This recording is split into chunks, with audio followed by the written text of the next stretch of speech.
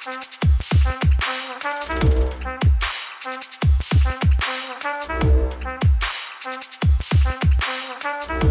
to the Circular Firing Squad. I'm Marty Gensius, a counseling faculty at Kent State University and host for Circular Firing Squad. We have 6 squad members and 2 guests as the show is starting. And there are going to be 6 questions at least and 6 answers to each question. Each squad member generates questions, but we're also taking questions from the audience as they join us. And people can answer as or if they see fit. We try to keep the answer short, around a minute, so we can move on.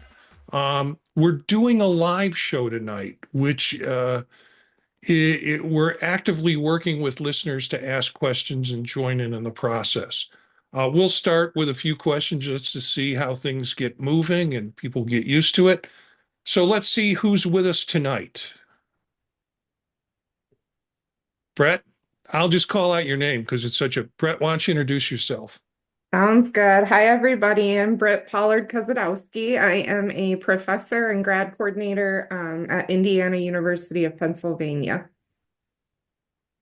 Mitch? What's up, everybody? I'm Mitch Conrad, third-year clinical mental health counseling graduate student at Cleveland State University and counselor trainee at Baldwin-Wallace University. Elliot? Hi, everyone. Elliot Ingersoll, professor of counseling at Cleveland State University and host of Apply Topically. Carlos? Carlos Hipolito Delgado, professor of counseling and interim executive director of the Latino Research and Policy Center at the University of Colorado in Denver. And unfortunately, a LA Dodgers fan. Hey, there's 2 on this podcast then. Only unfortunately because of the timing you all picked for this podcast and the fact that first pitch is in about 40 minutes from now. Oh, well, we'll have to get it going. Yeah, you have 2 monitors there in your space, I'm sure. Maria?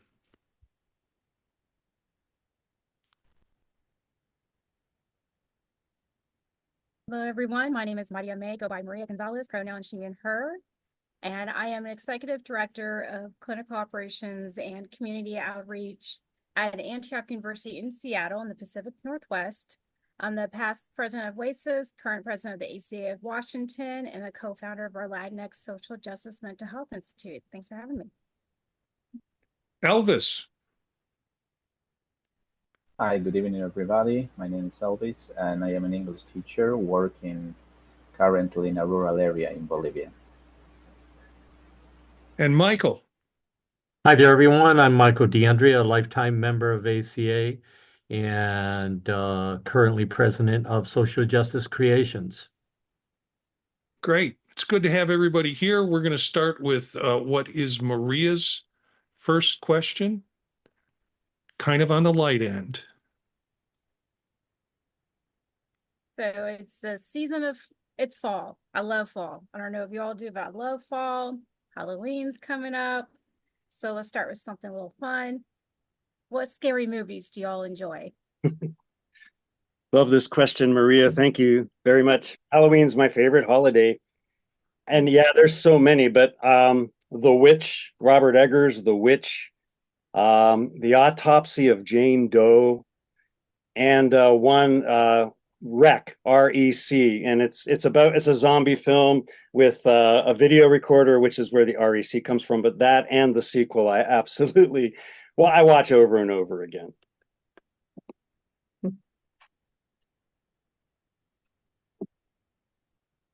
I'm not a big scary movie fan. That's not my thing. So I had to dig deep on this one, and I went with 2 films that are essentially satire. Really, truly satire is Shaun of the Dead, which for me is about as scary as I want to get and as funny and satirish. However, I had a chance to see Cabin in the Woods, which again is sort of a social satire with horror, with I don't even call it horror elements, but it's like all the bad beasties come out to get you. And it's kind of funny in a lot of ways. So that's as deep as I'll go in terms of fright stuff. And that's about as much of the genre as I've seen. I think, like you, Marty, partially because of family, I've been forced out of scary movies. My wife despises scary movies, says she does not like being scared. Um, but I'll go old school for you because it still haunts me to this day. What, The Exorcist? I think I saw that far too young. I think I grew up in an age where like kids were thrown into scary things. Yeah. And that movie still haunts me to this day, but it's darn good. Yeah, Well, I think. I could Sorry, go tell ahead, Doc. Right. my buddy and I, we had seen every horror film we could, and The Exorcist came out, and we're like, oh, we're gonna go and we're gonna, make fun of it, blah blah blah. We're in the theater, we're like, we were just totally gobsmacked. And I slept over at his house, and we kept all the lights on all night. So I did my doc work at the University of Maryland. And anytime anybody came to visit, we'd take them to Georgetown so they could see that staircase. Right, like, because of course, if it makes you miserable, why not share the misery and the fear with everybody else as well? I think I'm glad that I missed out on this movie. Never seen it. Mitch, have you got an answer, Michael or Elvis? Yeah, very a little similar to Marty, what you and Carlos have said, right? Like, because for some reason I was kind of exempt from, I suppose, the scary movies. My dad was like really big into watching like horror films when I was growing up, and so that would be sort of like one of like our ways to bond growing up was like watching two movies together. But I was not watching horror movies. I think I remember like he showed my sister the movie It when she was like 6. So I can imagine, right, like how these movies can stick with people for like a really, really long time. I guess I kind of avoided them, and I suppose I'm thankful that I avoided them, even though like Halloween is like my favorite holiday by far. Like free candy, like that's all I like. It's fantastic. Like free candy and costumes, like that's fantastic. Like love it. It's like one of my favorite holidays. And yet, for in terms of like scary movies, I was just looking on like IMDb's like top 200 list just to like count how many I've seen, and I think it's like 2. And those are kind of like what Marty says, like kind of parody movies. I really missed out on the horror kick in this lifetime. Not Well, a huge scary movie fan either. Much to my husband's delight, I forced myself to go see Hereditary with him in the theaters a couple years ago. Huge mistake, huge mistake. But one, I guess, thriller that I really did enjoy was Misery with Kathy Bates back in the day. That's a good one in my mind. I like that one. But beyond that, I don't get into it too much. I'm going to date myself a little bit. I like Alfred Hitchcock movies. So is it the one, the really scary one for me was Psycho, I think it is, right? Is that Yeah. at the end of the movie, right? Being in mental health, right? When the lead character thought he was his mother, and it was just really like, whoa, that I carried that for a while. Michael, I took a film course when I was an undergraduate, and they would gather us into auditorium a couple of times a week and show films, which we then had to work with. And my professor was like a Hitchcock expert. So I saw Psycho for the first time. And it's an experience to see it alone. Most people will see it alone, but seeing it in a theater with a bunch of other people, whoa, you get the full effects of it. Scary. Yeah. so if you are talking about scary movies, I would say that Sinister is one of the movies that really scared me at that time. It has to do with kids, so I think that's a very delicate situation. And since then, I remember I stopped watching such movies. I got really kind of traumatized. I was very young too, so that was really strong movie to me. Before that, I used to enjoy um, scary movies like Paranormal Activity was kind of movies with different. It's a series of movies, right? So they were pretty famous in my country, and then I stopped watching them after Sinister. Maria, what's your answer? Ooh, I have several like Elliot. I have those that are nostalgic that I just keep watching over and over and never get tired of, like 1978 Halloween, the original. I loved Exorcist. I did Stairs, Carlos, where you were saying, but I also did the tour in St. Louis. I also love zombie movies. Elliot was talking about Rec, which is from Spain, from España. But I love it was an eight. I don't know if y'all saw this one, but it was Return of the Living Dead. It came Yeah. out around 84, and it was when the zombies actually took off running. And that's when I was like, whoa, I wouldn't make it like past 2 minutes in that kind of movie. But I loved it. It was so 80s. It was fun, but it scared me as a kid. And it was around that time where I also saw like Aliens, The Thing, Prince of Darkness, those kind of movies that were just great. And I would say recently, Brittany, to your point, I loved Hereditary.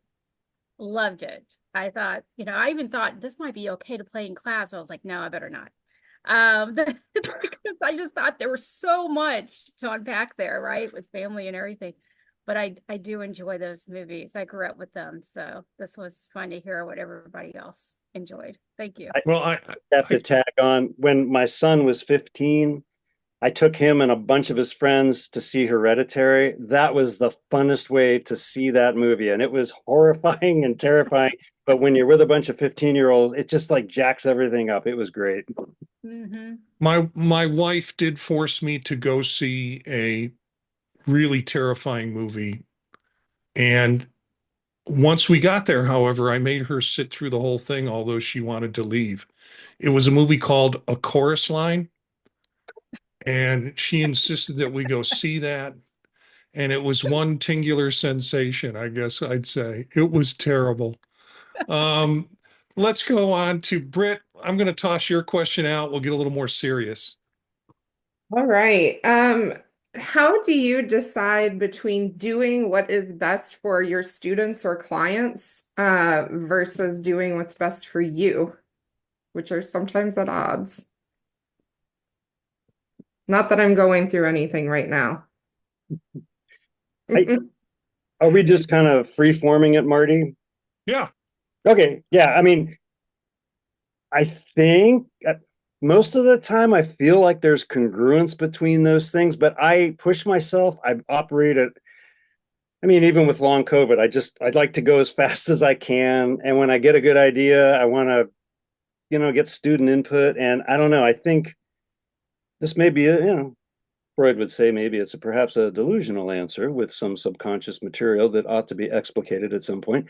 But yeah, I just feel like my normal life is burning myself out, going way over the line, running out of gas, and then recovering and being like, oh, that's where the line was. So, with student stuff, with student projects, or just things with class or issues they're having with internships, it's easy to kind of just get absorbed into it. But that may not be a healthy answer in terms of self-care. I will own that.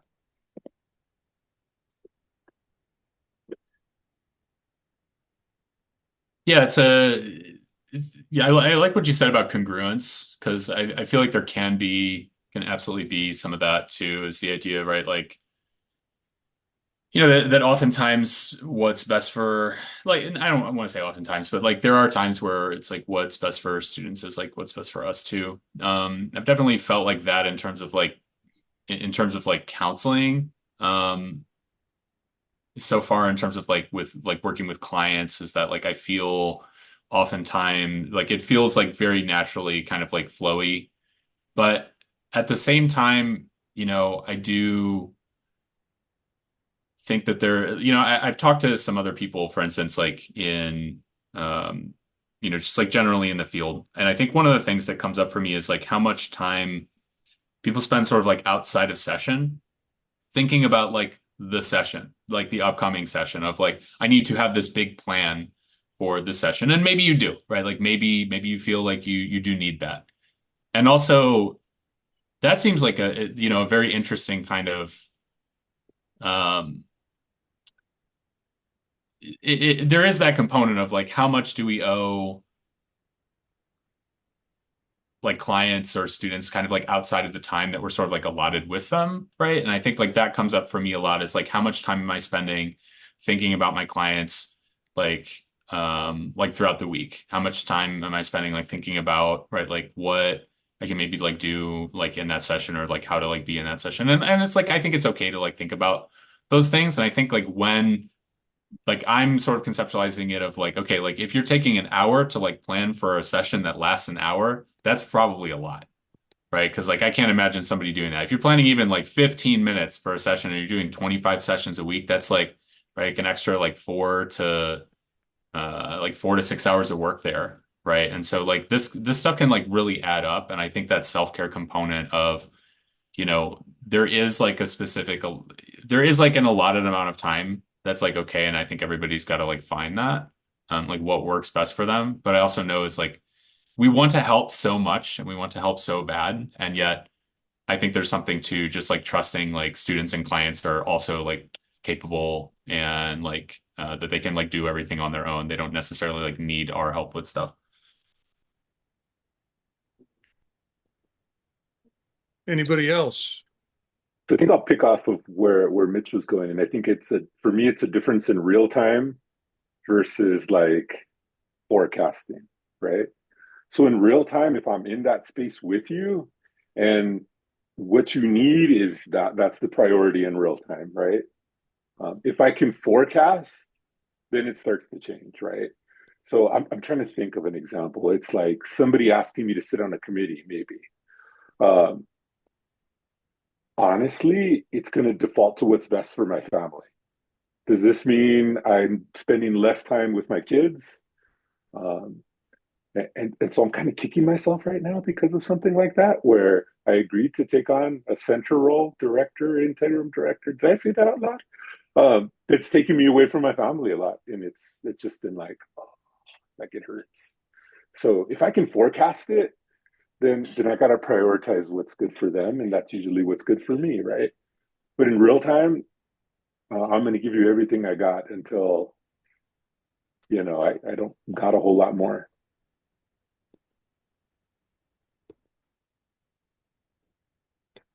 I can chime in here. I'm a new program coordinator, and students can be very demanding. They've got an issue, they want the issue resolved right now. And sometimes I have to gauge myself in saying, I could spend all weekend responding to student issues. And then part of it is like, I need the time for myself, or I need the time for my family, or I need the time away from the job. In turn, I think students don't get the immediate gratification. They have to wait a couple of days or sometimes a little longer to get the answer to their question. And sometimes their questions have big implications for what the program's going to do in terms of courses and such. So it takes a while to figure it out. So I'm trying to take care of myself in the process and take care of the student. But I find that I am like no good if I'm not taking care of myself. Absolutely no good. I get angry. I get kind of grumpy and resentful. And so I'm being much more comfortable now saying this is going to be a 9 to 5 job, whether I think it needs to extend itself into my evenings and weekends or not. And the rest of it's going to have to wait. That's good for me. And it's probably good for students too, who might be more used to, and they're going into the field of counseling, where there's lots of unknowns. There's lots of things take a lot of time. Clients don't change magically because you've given them the right response. So for me, I've become more aware of that, the importance, particularly with this new role, of taking care of myself in the process and eventually taking care of them.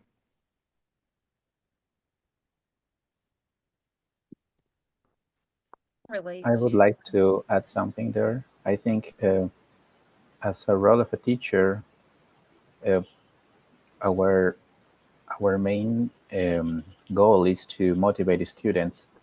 But I think it's fair that students also motivate us. Sometimes it's really struggling dealing with the students that are not motivated in class, not because of us, because they have just some subjects or areas they just have to complete, and that's it, just as a requirement. And I've had this experience between two different environments of learning in which students take English just as a subject. The, it's mandatory for them to pass, and they are just they just need to complete some tasks, and that's it. And on the other hand, I have these students who are really interested in learning, and they push me to give more of myself. So I think in terms of what is good to me, I would rather have classes with the second group than the first one. So sometimes it can be really kind of thoughtful on where should I put more effort.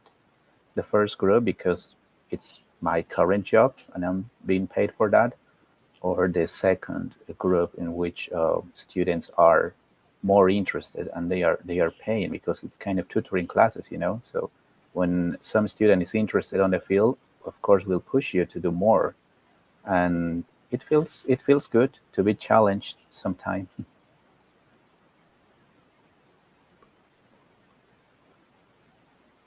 Anybody else?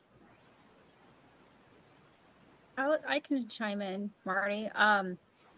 I think what I'm hearing is this place around time management and boundaries as well. In my previous role was a chair of a department, and was especially during COVID. I remember there was times I was easily working 80 hours a week, if not more, because we had to move a lot of stuff online, and it was some of the most time-consuming years of my career, to be honest.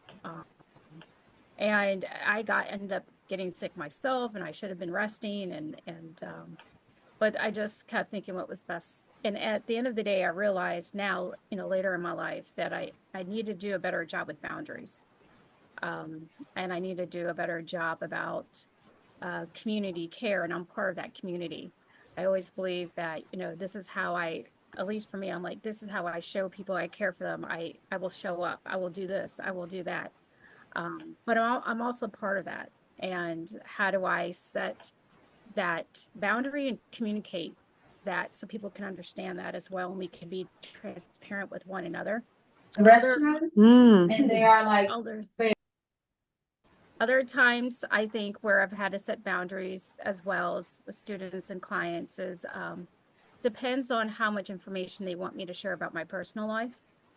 I think that I will share what I think is appropriate for that class or that group or that client, but also I have to think about what's also best for me about how much I share and why I'm sharing what I'm sharing. And I think about ethics in that situation, but I also think about cultural considerations in that piece. And I think that I also know when I get that part of self-disclosure in the classrooms or in sessions, that is also a place I have to be really mindful of about how do I keep that rapport going and those connections and those relationships, but also say that for my own self-care, this is as much as in my mind. I don't necessarily have to say it out loud, but this is as much as I want to share about myself or about my culture per se. And throughout my career, I enjoy talking about culture. A lot of times students have said they've never had a Latina instructor before, so they tend to have a lot of questions and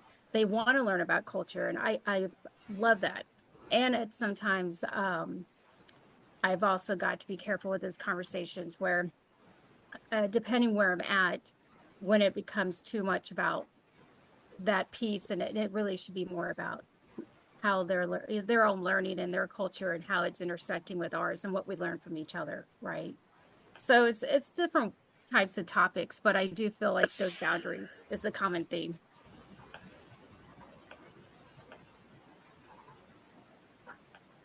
Thank you, everybody. I don't have an answer for this question, so it was really helpful for me to hear what you all contributed. I have been presented with a dilemma that is a little bit maybe more explicit than I have experienced before, and I'm going to have to make kind of a cut and dry decision. And I've really been agonizing over it, and so it's helpful to hear your thought processes. And when I can, I'll report back about my ultimate decision.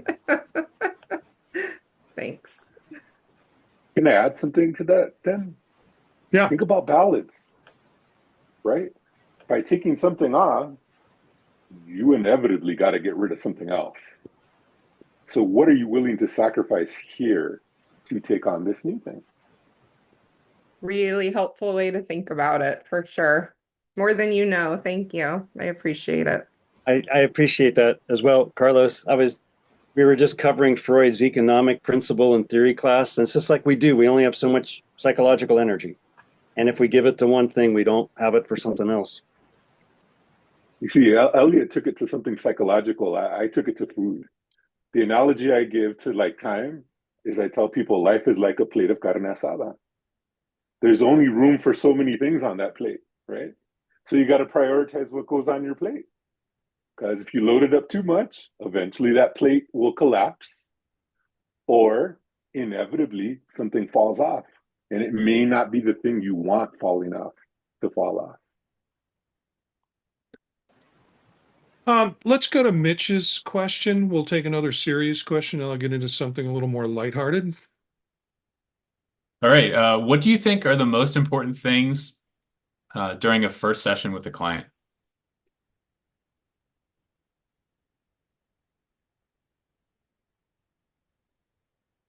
I think the research would suggest that working intentionally to build a positive relationship with the client is really key for positive outcomes in the first session. And there's a lot of ways of doing that. I guess that concept of empathy as being illuminated in how the client expresses what they're doing or the student is doing and what they're looking for is what I would see as being a real key factor, the relationship building.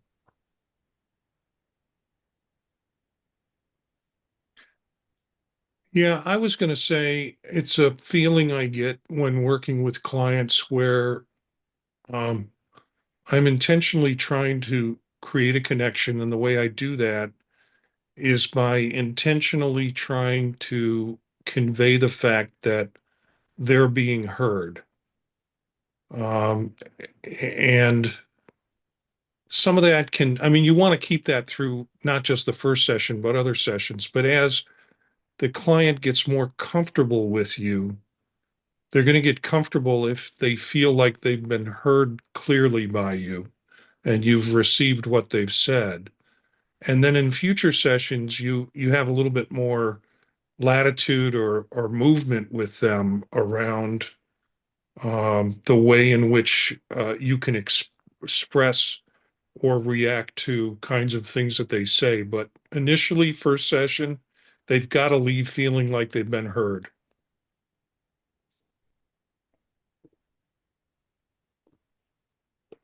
I would say for me, it's showing my own humanity. I think that even folks who are familiar with the counseling process come into a new situation anxious and nervous and thinking of you as having all the power in the room. And while certainly there are power dynamics that we can't ignore or shouldn't ignore, I do think that leveling that playing field and helping them to see that we're human too, and that we have a sense of humor and that we care from the get-go and that we want to be culturally curious and empowering and all of those things. I think there are ways that as you develop skills of authenticity and empathy, that you really can demonstrate that right away from moment one. And I find that to be true in the classroom as well. So for me, I think that kind of shows up initially as something that feels really important in my interactions with other people.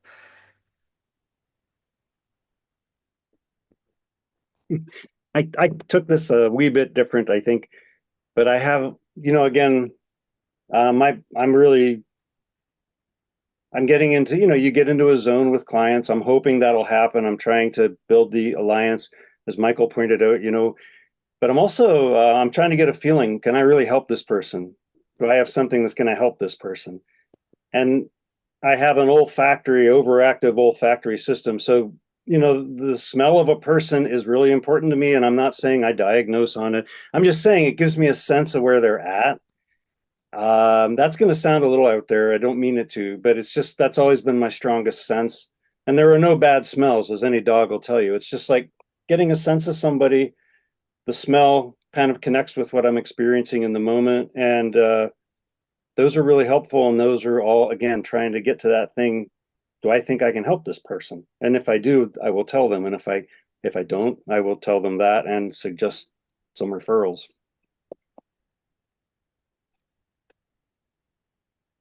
I love how Michael got us started. I love what Marty added in there as well.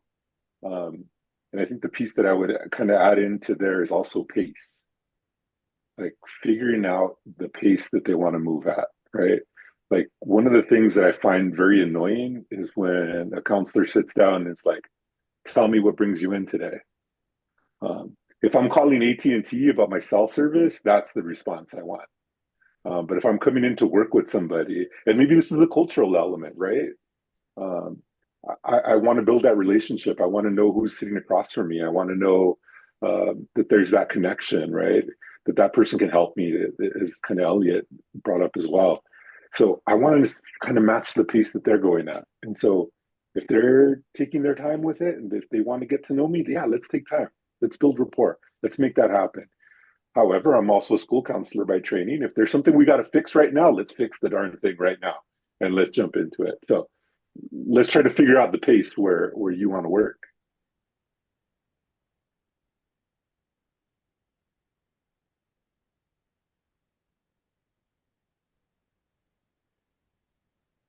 I was just going to jump in and agree with a lot that's been said.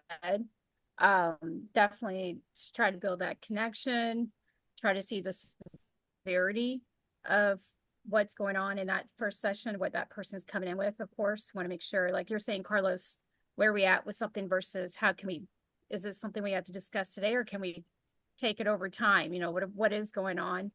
But I think for me, it's back to that, just building that rapport through a cultural lens, being really thoughtful of even how they define counseling. A lot of people, like you were saying, Brittany, come in, might not be familiar with what counseling is. This might be their very first time, and they come in with some perceived notions. So how do we help them understand this is part of their journey and get more clarification about what their expectations are? I think that's really helpful to understand. Like, do you even know what, our relationship that consists of in this particular dynamic? So just starting from there and again, just building on those connections and being curious and learning more about each other in that first session. I just would add that we will never have like a successfully first time. I think we always will have trouble on the way. So for any first time dealing with the students, a group, or clients, as you mentioned, it's important to remark person to person that there will be some time to fix any problem or any situation, and try to know better the person that is in front of you or the group that is in front of you. So.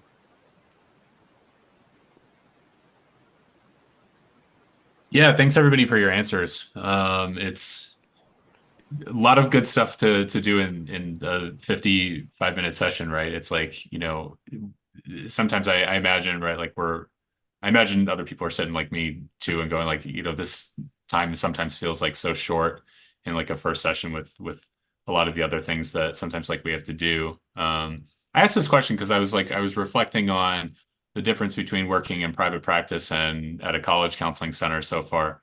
We're not required to do any sort of like insurance based like diagnosis stuff or stuff like that. And you know, yet in like I remember in my working in private practice over the summer, this was something that was like really emphasized like from the get-go of like, you know, the important information is intake and diagnosis, and didn't vibe with that. You know, and I think that like one of the challenges with like having to like submit a diagnosis and like, you know, most insurance companies asking, right, like for, hey, we want like we want you to like, you know, create a diagnosis based on either like 15 minutes with a doctor or 55 minutes with a counselor, right? And like to do something like that, or to do something like, you know, get all of their information from an intake. I imagine like that stuff to me feels like a barrier to like what y'all are kind of talking about, you know, which I agree with. Like how do you build a relationship with someone, which is like, you know, one of the best things that you can do inside of therapy, right? And like how does that sort of like get inhibited sometimes by the other things that we sort of like have to do in the room, I guess, is sort of like my question why this came up this week. But thanks everybody for sharing your answers. Really appreciate it. Mitch, that was a wonderful response. And this is what drives me crazy. Our system is so wacko. It is so out there. We have, for things to get paid for, we have to give them a label that may mean absolutely nothing because we don't know what the etiology of any of the disorders is. So we can say, oh, bipolar 1 disorder. We don't know what that is. There's a very high probability that there's a single neural circuit that is responsible for bipolar 1 disorder, schizophrenia, and depression with psychotic features. I mean, we don't know. And that they put all of that first is very aggravating. So thank you, Mitch, for kind of giving voice to the things that stop us from doing what I think is the healing work. Okay, I'm going to throw in my question next, which is, what is the strangest food combination that works for you? I'll jump in because I have a favorite. I think I've mentioned it here, but it's elk or venison meat mixed with Mueller elbow macaroni with a little bit of butter, and then I eat a popsicle. So I have meat, macaroni in one bite, and then I get the spices and I get the heat, and then I have a popsicle and it cools it down. And I could do that all night. I'm a person.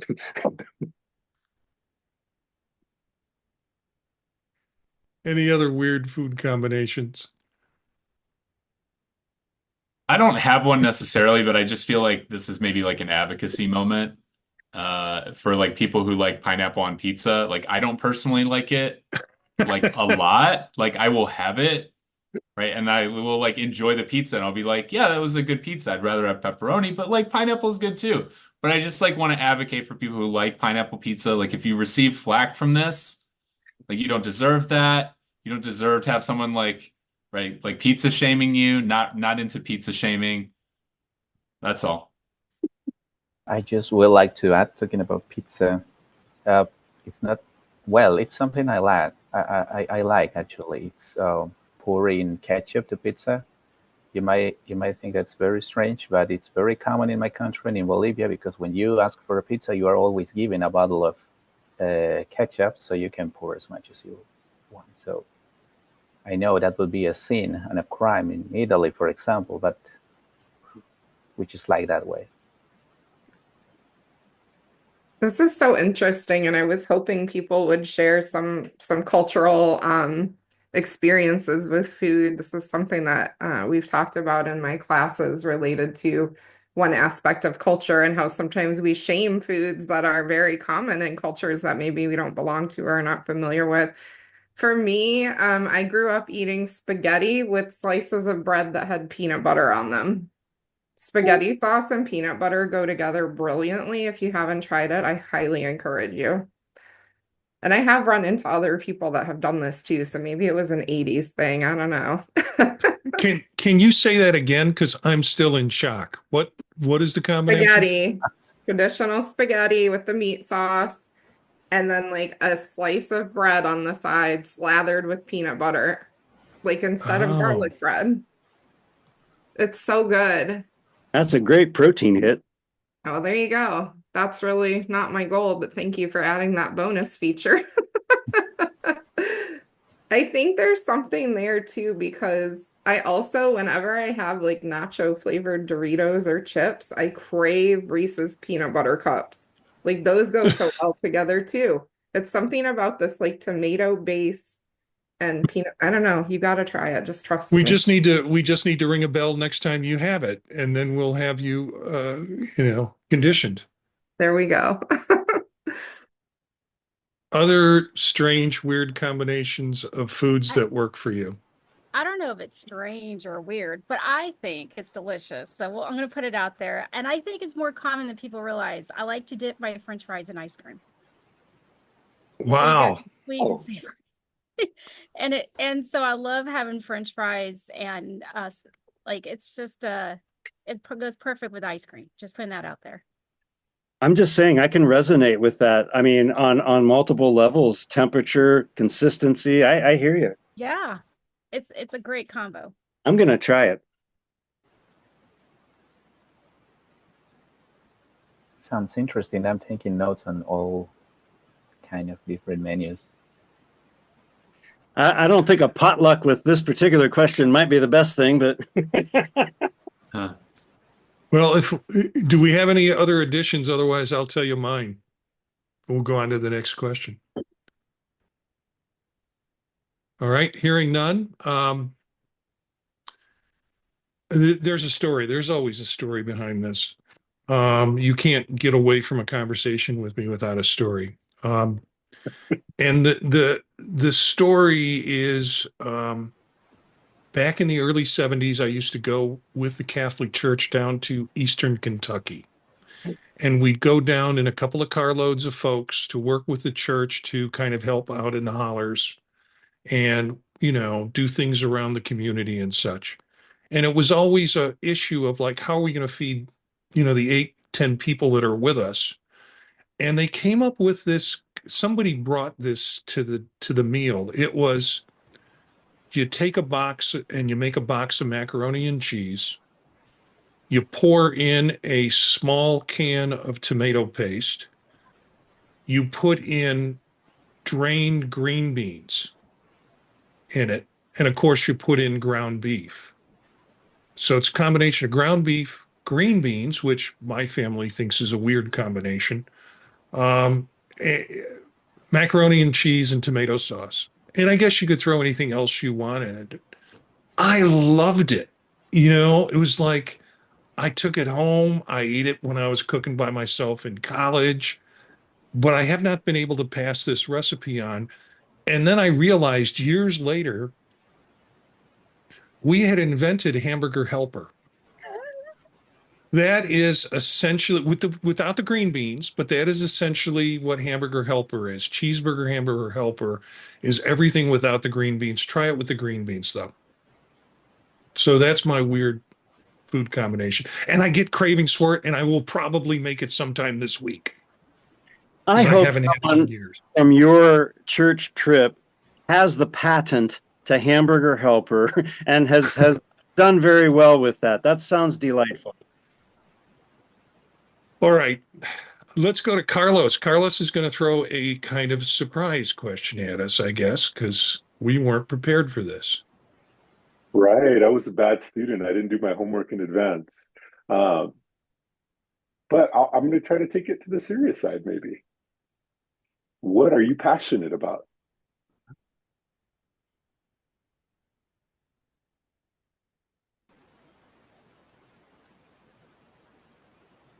Okay, I'll start, and that'll give time for other people to come up with actually more responsible answers.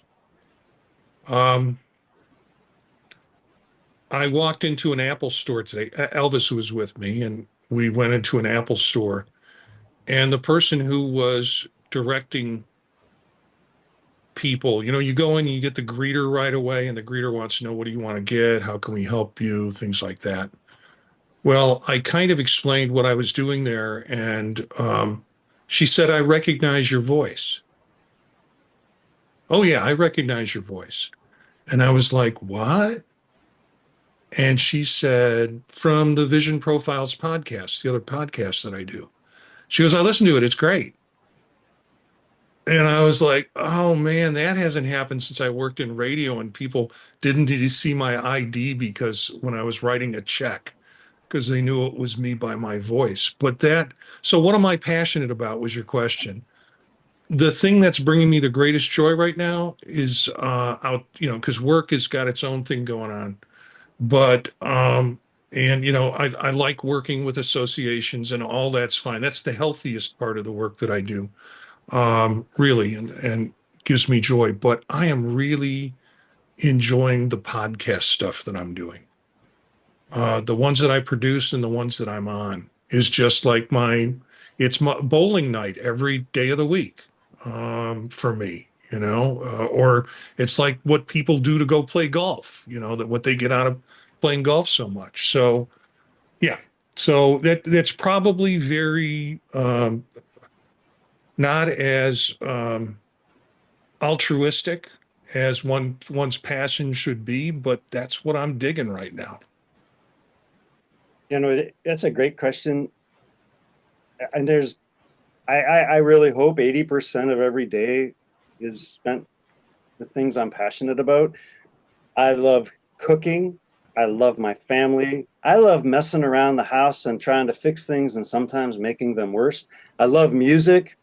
I work in community theater. I'm in a group called Hannah and the Patriarchy. We have a gig coming up on October 25th at Barmacy in Akron. So if any of you are locals, but yeah, I love teaching and I love counseling people. I used to think I loved leadership, but I don't. So in exploring different avenues, I can tell the difference now. And that's one of the things I like about being old. If something doesn't feel good, it comes to me much quicker now, and I waste less time on it. So thanks for the question. Yeah, I take this question. Obviously, it's fun to talk about stuff that you're passionate about, right? So let me get on my psychedelic soapbox and talk about psychedelics for a minute. So this is right, like psychedelic assisted therapy is something that I've been like just zoned in on for what feels like the past year, in terms of like how significantly more beneficial it can be, especially for clients who have experienced trauma. And there's a lot of clients out there who've experienced trauma, don't even necessarily like conceptualize, right, that like they have experienced trauma. Not that someone like needs to use a psychedelic medicine like MDMA or psilocybin or ketamine. These are some pretty intense types of therapies, but for a lot of people who haven't seen, for instance, like responses from psychotropic medication, right? Like your third psychotropic medication is your third and fourth psychotropic medication, like remission rates like 10 to 15%. It's not it, right? Like it's not it. And so, right, we got to try different stuff, right? Regardless of this counseling, right? Which I think is, certainly, seems to me to be like equal to something like psychedelic assisted therapy. I don't think that one is necessarily superior or not. I think it's more about the idea of like different options and the greater sum of parts for something like trauma treatment, right? You wouldn't just want to use like, okay, we're just going to use a psychotropic and see how things go. It's like you can if you want, right? You can if you want throw the kitchen sink at this stuff, right? And is that going to work? Is that not going to work? I can't guarantee it for any individual, but I think some of the clinical research that we're seeing in terms of like not just how well these medicines are treating, clients with, long-term, like 10 plus years depression, 10 plus years, generalized anxiety, 10 plus years suicidality. We're just seeing numbers that I don't know if we can approach this stuff in counseling for people who have like some pretty significant, symptoms. So, that's where my passion is. I think it's, to me, it's sort of like a matter of like when and how legalization happens. At this point, some states have decriminalization processes and legalization processes going on. But in terms of like, one of my top few passions, that's definitely where it's at right there, is like providing that therapy eventually, and also teaching about that therapy and what integration looks like, which is just as important as the medicine itself. So. I just want to add here that you may be familiar with this, but the book is called How to Change Your Mind. Oh, yeah. Yeah. Love So it. I find that to be the most comprehensive overview of research that has been done and many of the issues you're pointing out here now. And I would think in the next, in the next decade, this is going to be increasingly more frequently used. Yeah, as we generate more and more research about how to go about it, who's the optimal client that would benefit. But I really appreciate you saying everything there because I think there's a lot of utility with it. Thank you. Yeah, yeah, and just to bounce off of that, right? Like the research really is, especially since that book was written, it's really taken off even further. I think Yeah. one of the things that we're seeing in terms of comparing old treatments like EMDR or CBT to new treatments is we're seeing just a plethora of outcome measurements for psychedelic therapy, like 15 to 30 outcome measurements. You look at like Roland Griffith's study in 2016, right? It's got almost 30 outcome measurements. Stuff for CBT and for like trauma treatment like EMDR and prolonged exposure, you got like 2 or 3 outcome measurements, right? Like how much do we actually, my question is more along the lines of like, maybe we don't need more psychedelic research. Maybe we need more research on the other stuff that we're using. Yeah. Any other responses to things that you are passionate about?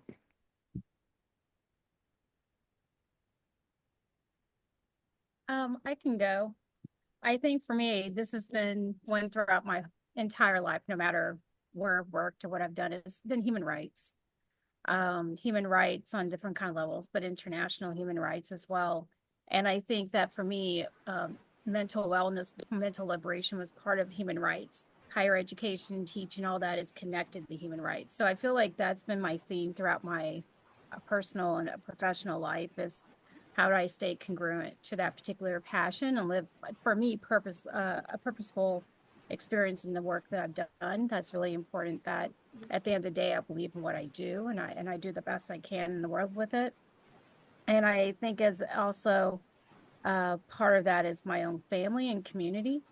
And so being part of that and being part of our evolution as a community is really important and passionate for me. And I've been really fortunate that I've had people in my life to role model for that, be involved in that journey for me. And honestly, have planted a lot of seeds so I can walk in that garden that they've planted before me. So I want to continue to do that for the legacy and honor those in my community and culture and family by doing that. But I think a lot of it is done through the spirit of our passion. And I come from a very passionate, I think community in general, which is really awesome. And I love how we express our passion in different ways through our connections of that, whether it's dancing and food, all those things. But again, back to this place of community love, community care, and how it's connected to human rights. That's what I thrive with. So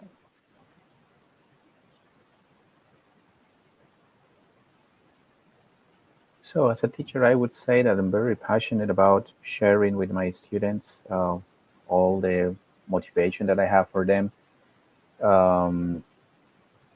Looking at them following their dreams is something that's really rewarding for me when they have all their goals really set, and as they are complaining about life and some issues they might have, and I say, hey, it's not the end of the world. We all have our times, and they just comprehend the whole thing and say, yeah, you're right, teacher. So I'm just go on with it. It feels really rewarding, and I think I'm passionate that I listen to my students, and also motivates me to go on, and also really passionate about English and learning the language. I like it since very, very young. So I am planning to have a wife who speaks English. That will be the first condition. I'm also planning to have bilingual children. So I think from me to my next generations will must speak English. So I would say that.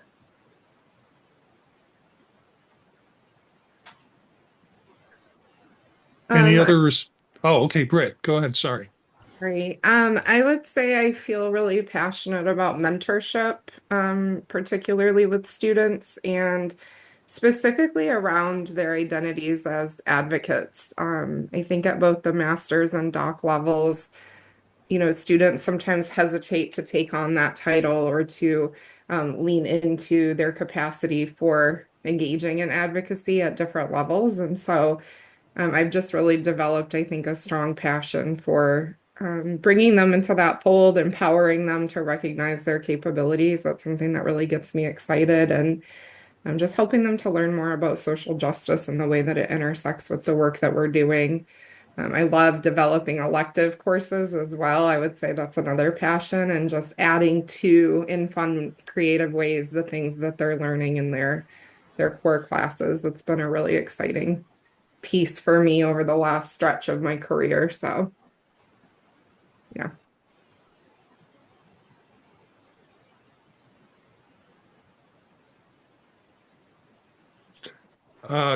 Carlos, it's to you now, I guess, if we have no other respondents.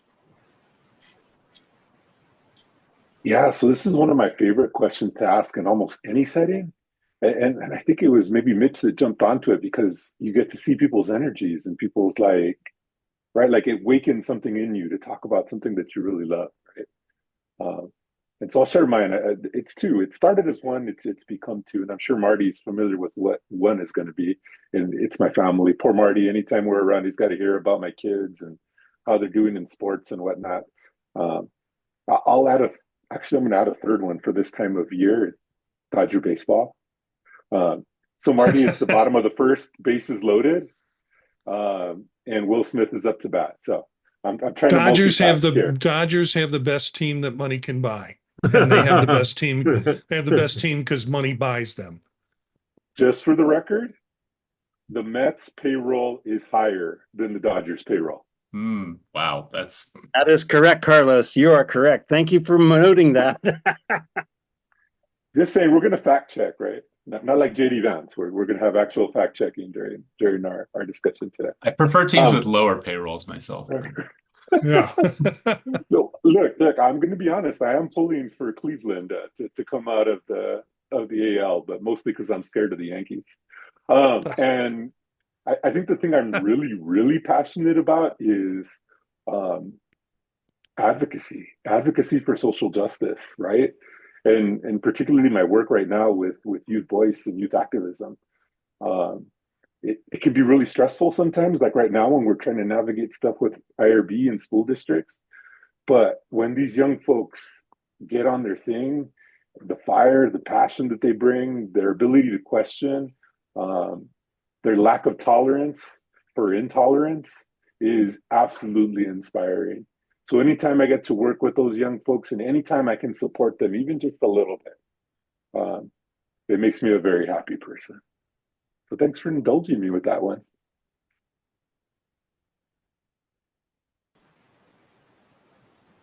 See, and this will be the long pause that I will edit out of the podcast. At least it'll be in the video.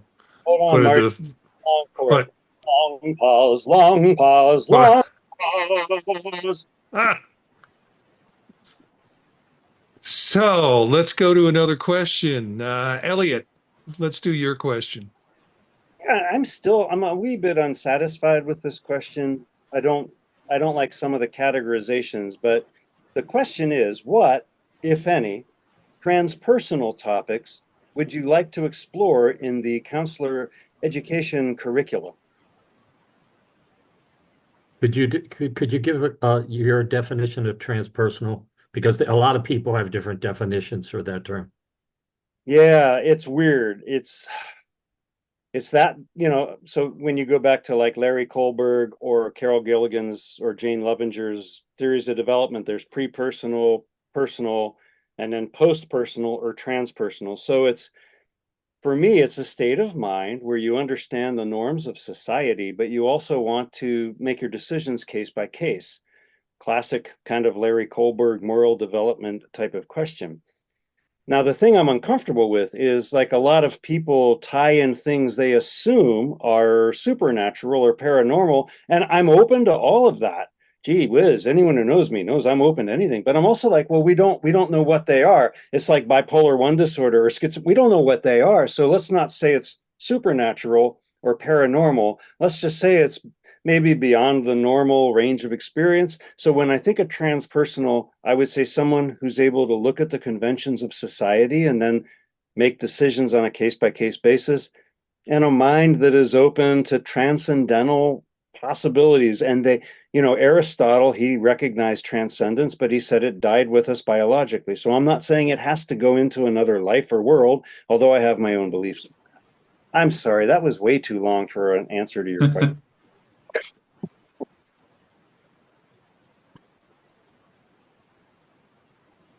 I say that because I've been studying the last 5 years a gentleman named Ken Wilber, who has put together a fantastic series of books that he's published. Just out of curiosity, could people give me a signal if you've heard of Ken Wilber? Not too many people. Michael, I worked with him at Integral Institute for about 5 years. My whole tenure and promotion to full professor program was based on his integral philosophy. Yeah, so that's where I lean on his definition of transpersonal, the 4 quadrants he has and looking at different lines. And what it came clear to me is that, in counselor education, we have an intensely fragmented approach to dealing with different theories, like in human development, Kohlberg and Gilligan. And so it's really fragmented. And he has developed a well-researched model of transpersonal that looks at consciousness development. So I think I'm glad you said that, because I see transpersonal in a kind of a different way, and I imagine other people have different views on that as well.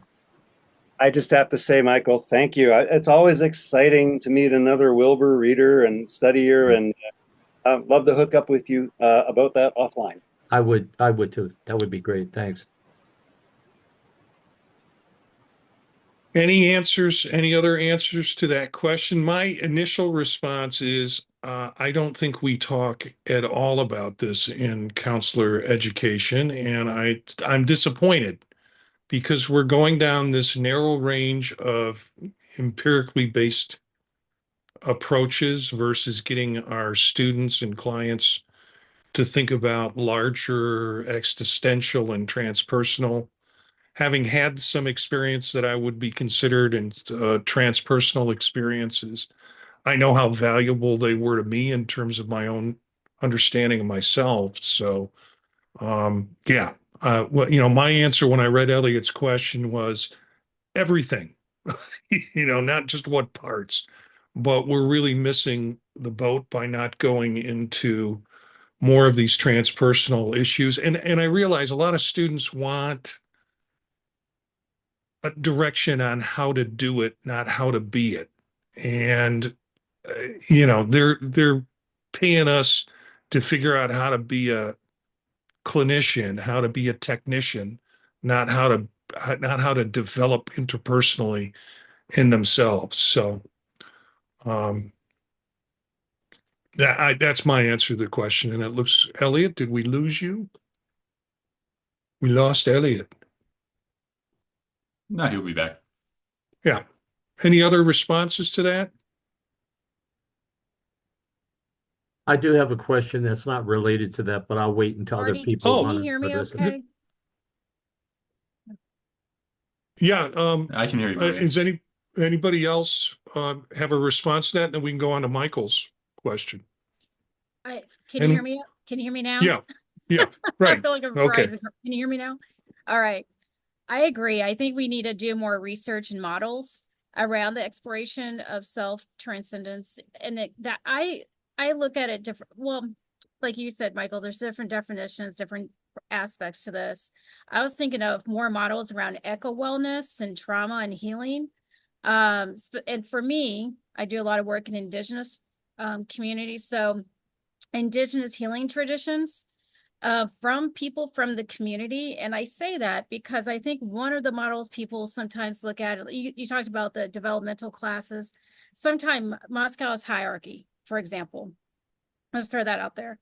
that was really from the Blackfoot Nation's wisdom that inspired that particular hierarchy. And so I think is that how do we really honor different indigenous tribes, nations, communities, and have them be the voice and the actual people who deliver these gifts in the way that they feel is appropriate, and learn from them and learn about these models and the research that they present, that they choose to present, where we can honor it. Like you said, Marty, I think what I get nervous sometimes is performative work that can happen that can just replicate more harm. So we got to be really careful with the research and models that are shared and do come forward, and how do we honor that? And that, I think, that involves learning and listening, and there is a craft to it. But I think there is a lot of space for it. I think other communities do this. They do this. This is part of liberation work. Is that it's just that how has our profession honored that and bring those gifts into the curriculum? I think these can be built into so many places in our curriculum that I think that that's how we could evolve as a profession.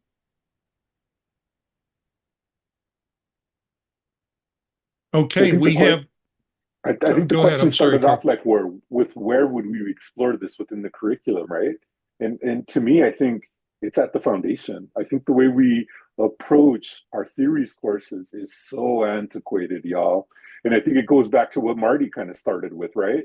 Like everybody wants a how-to guide. And so we go with the really easy old white guy theories that everybody knows, that are easy to explain. And what we're missing, and Maria, I love this, is that more holistic understanding, right?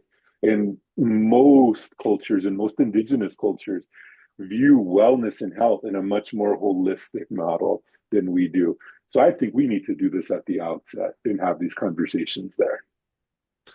I just want to introduce Dr. Panos Markopoulos, who is joined us. Panos is always a joy to see. With the question that has been put, and a friend of mine, Gary Sherck, has joined us too. But a question I want to just repeat the question. It's sort of, where do you think transpersonal theories fit in? And I don't know if you have any input that you want to share on that, Panos, or? I would prefer to listen for the time being, if that's okay. Okay, we'll get another question and we'll give another shot. Thank you.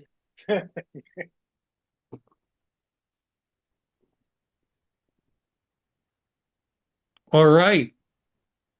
Since we lost Elliot, Michael, do you have a question in the wings? Yeah, I had a quick question that's not as serious as the conversation we're having now. And then I wanted to share with the group, I think, an important resource. I'll try to do it real quick because this conversation is really great. Is that okay with you, Marty? Yeah, sure. Okay, so the first thing, I'm going to date myself, but Carlos, you have made my day because I have to check in with you on something. I notice you're doing this with your fingers going here. So I have to ask you because, yeah, I'm dating myself, but you're familiar with the Beat generation from the 1950s and beatniks. So I'm hoping, and I think it may be connected because instead of applauding at concerts or lectures, we would snap our fingers. Is that what you're doing? So where I get it from are the youth activists. Yes. And anytime Okay. the youth activists are in agreement with something, like you're saying, right, as opposed to interrupting with applause to signify agreement. Yes. Yes. Snap, okay. Right? I go way back. I'm going way back now. Okay. Yeah, but I think you still see it in poetry readings and in poetry slams, right? And so I think that's how it's extended, right? Like that's the trajectory of it. When somebody's words are just so powerful that you don't want to interrupt, but you want to signify agreement, the snapping. I loved it. That makes my day. It extended in there. Look, and this will be an interesting one, and Marty probably remembers this. I started doing it in governing council. Yeah. Those fools had no clue. Those fools had no clue what was going on. So, not to make fun of anybody in governing council at any point in time when I've been on it, but they were the last one, and people would look over and I think we're kind of annoyed, Michael, Who's this big brown guy in the back snapping? I just saw it as an affirmation of I'm gonna be doing more dedicated to you, Carlos. That's great.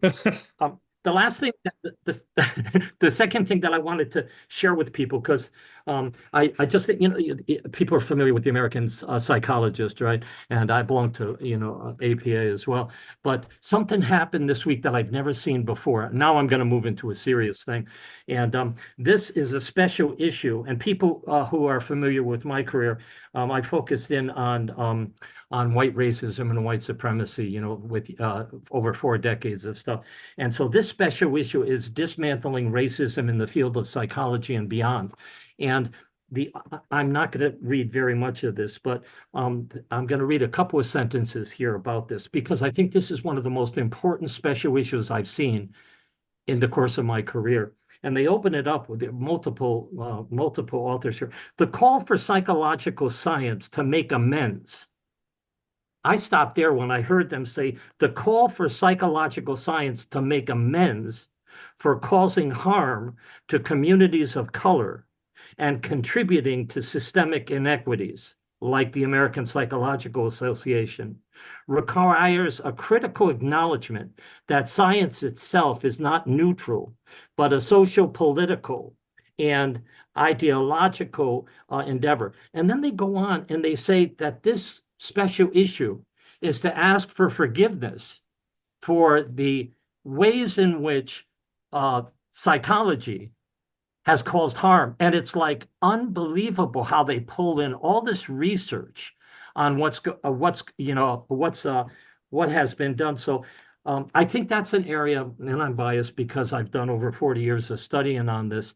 And I think at this particular time, particularly with the political situation and the upcoming election, and I'm going to try to put out, Marty, and if you think I shouldn't do this, you can let me know on a. I want to start talking to the counselor educators and supervisors on CESNET, which, Marty, you deserve so much credit for over decades of pulling this stuff together and sharing information. I really appreciate that. But I title it Breaking the Silence, because I don't understand why there hasn't been any discussion over the last decade of what's happening in this society with threats to democracy and the lies that are going on and how that's affecting people's mental health. So I'll end it by saying, if you can get a hold of this special edition out, because as I'm reading this, I'm thinking ACA needs to make amends. The things that they're saying in here is really reflected in our organization for decades and decades. And as an advocate and an anti-racist, I think we could really benefit if we did something in ACA to seek amends for the harm that we unintentionally do. Peace. That's it. Thanks. Thanks. I am going to take it on a lighter note, and then also from that, we'll have a final question for everybody. And I hope Panos and maybe even Gary can jump in on this if he's still with us as part of the group. What's your least favorite dining experience? And I think this came from either Britt or it came from Mitch. What is your least favorite dining experience?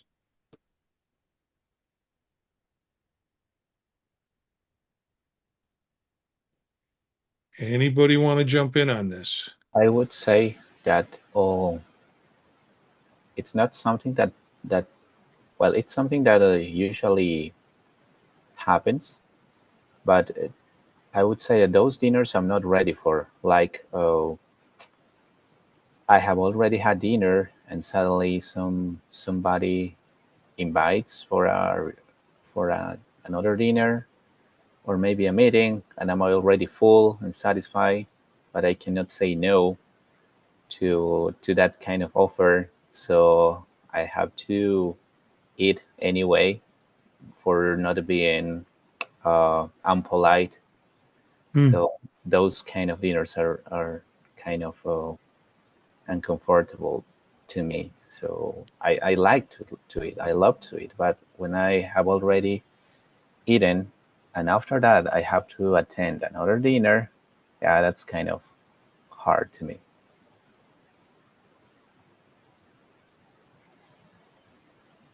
I think for me, like I love to go out to a dinner and I love for it to be a full kind of ambiance kind of thing. And this recently happened on a family vacation. We went to a nice place and just some folks in there at another table had been overserved and were being loud and vulgar. And it just takes away from the environment, right? Like Mm. you're in a family establishment.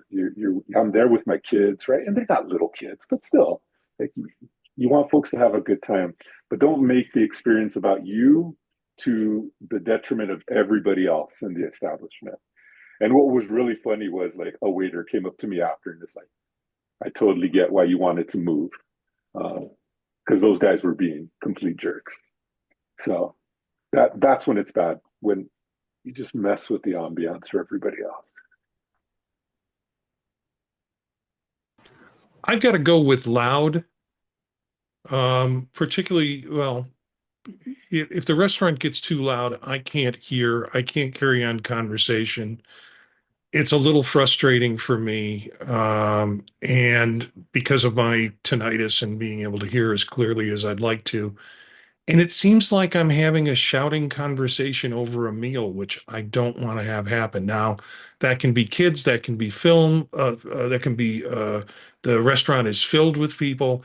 It can be even there's some restaurants where their room structure doesn't absorb sound. It just bounces it around.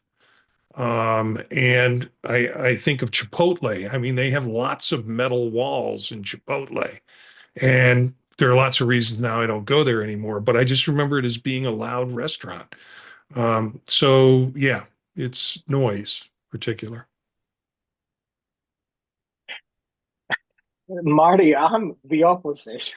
I love the restaurant. That's why I was giggling. I love the restaurant to be noisy because I feel that there is life in there. So my least favorite dining experience, which I have encountered that quite a few times, is when everyone is quiet. So I want to be loud, and I guess my friends and colleagues' least favorite dining experience is because I am very loud and they don't want that. Oh my goodness. Oh, that was much needed. Good. Any other suggestions or any other things about least favorite dining experiences? Go ahead, Yeah. Marty. Sorry, go ahead. I was just gonna say any dining experience where I have to make awkward small talk. No, thank you. I am an introvert at heart. And if I'm at a conference and my friends are like, hey, can we invite this random person? I'm like, oh, heaven help me. I'll get room service. Bye.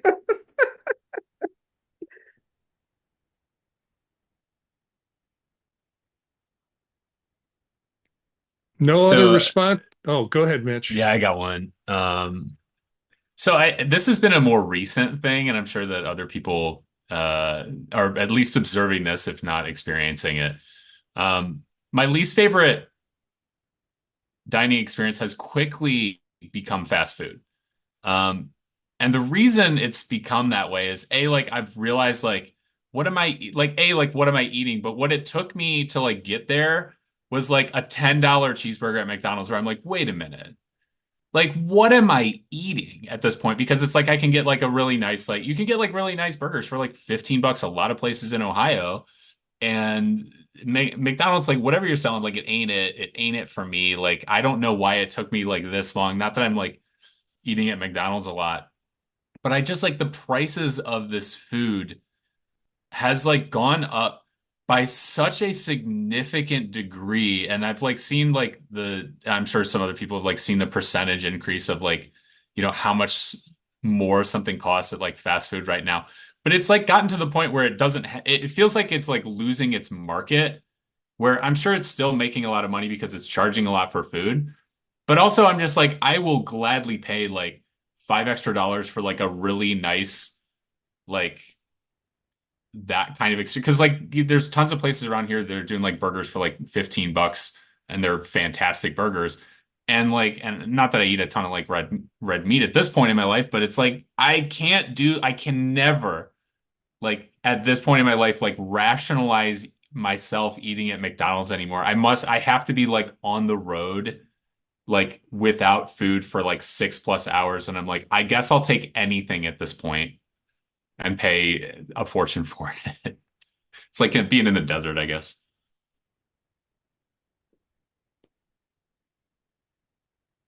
I think for me, when I go somewhere, sometimes I'm with some people and we'll sit down, whether it's family or friends, and we start talking and we don't know what we want quite yet. I don't like being rushed. It wasn't too long ago, I was with my parents. We went somewhere and my mom wasn't familiar with the menu and the options, so she needed a minute to, and more than a minute to look at everything and just kind of figure it out. And the person got so impatient to the point where I actually wanted to leave because I thought it was very disrespectful and rude. It's not like she took she took just a few more minutes. It wasn't over the top. But I think when it's an experience, just going in and just feeling like, okay, let's relax and enjoy this and all this. But when you don't feel like you can be in the moment, kind of takes away from the whole thing. And the person that's at the table, they are really, to me, like the host and really, well, they're, we would like to feel welcomed and have questions about the menu and and not feel so like we're in a sense like in their way. That's kind of how it felt like. It was like we're in their way. They have an agenda, they have to be somewhere, so we need to hurry up. And that just was truly unfortunate.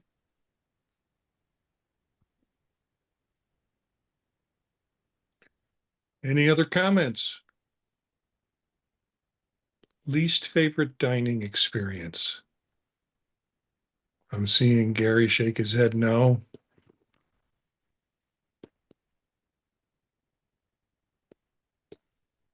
Elvis put in the chat that in Bolivia, McDonald's went bankrupt. Yeah, It's it's a funny fact that I always like to share. I don't know why everybody's really amazed and surprised when I say that, because I'm not sure. We are not really delicate with food in our country. We did whatever, to be honest. But I don't know why McDonald's had this situation. I was very, very young then, and I remember when I was 6 or 7 years old, I went once, but after 2 years, I didn't see McDonald's again. So when it comes to have dinners, that was a very special place, I guess, for their toys. I remember as a kid that they were giving toys with some burgers or chicken, and then from one day to another it disappears. So it's really funny to see that. Okay, well, I want to thank all of our guests tonight. Michael DeAndreas dropped out. He said he had another thing he had to go to, but was appreciative of being in. Put that in the chat for us to see here. We've got Peter from Bay Village on the YouTube channel joining us, at least listening through the YouTube channel. And we've got Gary here. We've had a couple of other students come in for a brief moment to kind of look at the thing. Elvis, thank you for joining us tonight. Panos, it's great. It's always great to see you because you bring so much joy to the room when you walk in. And you should come and join us more often if you can on a Sunday night for the experience. And Carlos, good friend. Unfortunately, the Dodgers are not doing so well tonight. But it's great to have you here. Maria, again, you came the last time and you said, yeah, I think I can do this time again. So that's great. Eric is busy still with school sports. So maybe next week, he said or the next show, he'll be back. And Gina was going to try and drop in. She might be back next semester, she said, because of the demand she's got this semester. So we'll keep the group running. I've got one final shot question. Hopefully everybody can answer this if you wish. If you could witness one moment in the future, what would it be and why are you curious about it? And was this a Brit question or was this yeah, it was a Brit question. All right, since Marty was messing with me, I think I got to mess with Marty back. I'm going to say when the Dodgers win the World Series at the end of the season, and the reason I'll want to be there is to rub it back on Marty, right? But also, I'm just teasing that it would be fun. Yeah. Yeah, go Dodgers. Well, yeah, I kind of thought you might pick something more important in your life, but one man's ceiling's another man's floor, as they say. Other responses to this one. Oh yeah, I'll go ahead and take the ceiling on this one. Yeah, so when the Guardians win the World Series this year, right, it's going to be really, I'm going to be really Dodgers. happy. I'm going to be really happy about this. Dodgers won it, recently, right?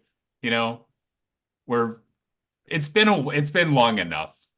I feel like it's been long enough. It's been like I think I remember like it was how long for the Cubs? It was like 102 108 years. I have a t-shirt that says right? I can't wait another 108 years. Can't wait 108 no, right? Like yeah, I think we're something like I'm not sure if we're at 92 or 93 or 94 something like that. But it's been long enough, like I always get really anxious whenever I watch baseball now. So it's like the one thing that I'm just like, I can't regulate. I just cannot regulate watching all right. Do our guests have our other guests have anything that's maybe more meaningful than a sports victory? I don't know if it's more meaningful, but it's fun to think about. So Brittany, this is about the future. Like whenever we're thinking, I don't know if this is going to happen in my lifetime. Who knows? But this whole thing about is there life out there? It would be really cool. Maybe not. I don't know if we found out what that would do for this planet and for the humanity on this planet. I think that would be a change game like no other. But again, not sure if I'm ever going to be around for that one.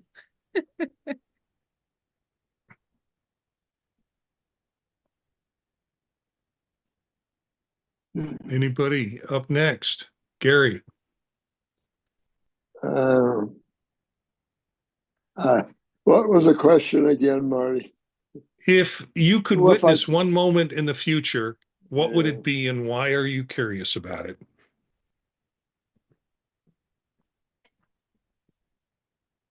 I don't really have an answer. Honest. I'm thinking, but okay. My wedding. In the future. My upcoming wedding. That's about what I'm thinking about. Just to let you know, Gary's on the prowl. If you know, Gary's in the room. Panos, Elvis, anything in the future for you? I would. Go ahead, Elvis. Oh, all right. Thank you. I would really try to look how I will be living like in 50 years if I'm still alive, and try to witness my whole life. Like, was it good? Was it worth doing all the things I'm doing now? Or, just to know if doing the things the right way is really worth. Sometimes we avoid taking risks, and inside of us we feel we want to do some things, but for doing something is socially correct or because we don't want to be judged by others, we don't do it. But hey, you only live once, and I would like to witness the result of my whole decisions. Yeah, and you'll look back on your life and you'll have that dying, burning question, how come the LA Dodgers never won another World Series? Panos, anything? And Marty and all,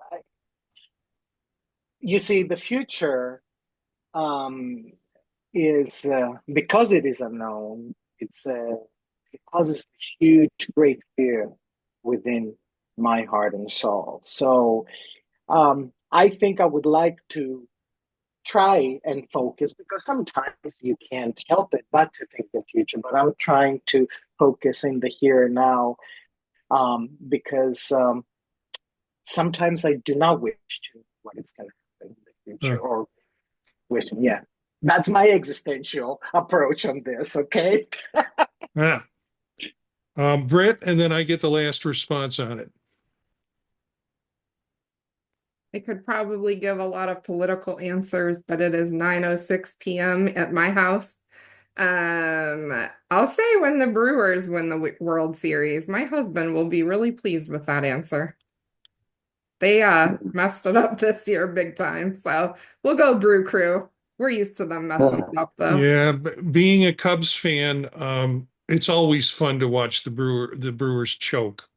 Well, you get to see it pretty regularly, Marty, Yeah, so you're that's welcome. right. Yeah. My answer would be my own passing. I mean, I am really curious about that, you know, because when I'm in the moment, I'm not going to be experiencing it as if I was watching it happen.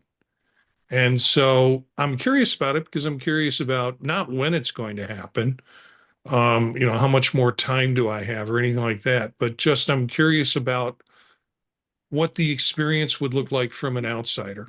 And I'm sorry, this is kind of a bummer. Yeah. Marty, you know, I wondered that too. Do you think that you're going to experience it consciously as it may happen? There's a good chance of that. I don't know. You don't, because you don't know. But that does sound kind of exciting that you're there knowing you're dying, wondering what's going to happen. I know what's it going to be like? Yeah. Yeah. Well, not as exciting as your wedding. But yeah, that's what came to my mind when I saw that question.